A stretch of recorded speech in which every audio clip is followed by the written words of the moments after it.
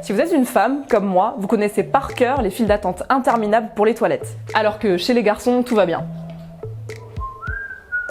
Vous n'y avez peut-être jamais pensé, mais c'est encore une histoire de sexisme. C'est ce que montre Caroline Criado-Perez, une journaliste britannique. Dans son ouvrage Invisible Women, Femmes invisibles, elle démontre que certains objets du quotidien sont conçus sans jamais prendre en compte les femmes.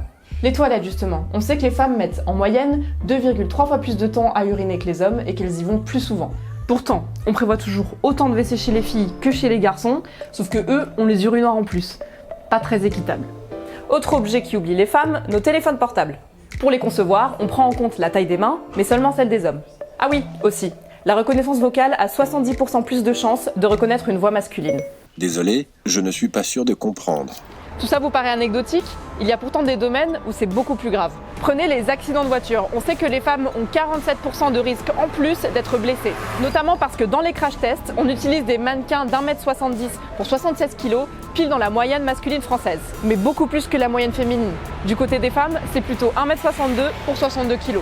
Alors que les premiers crash tests remontent aux années 50, les mannequins de type féminin n'ont été introduits aux États-Unis qu'en 2011 et sont encore loin d'être généralisés. Dans son ouvrage, Caroline Criado-Perez montre que les inégalités sont partout, il n'y a qu'à les voir. Et puis moi, en attendant, je vais chez les mecs.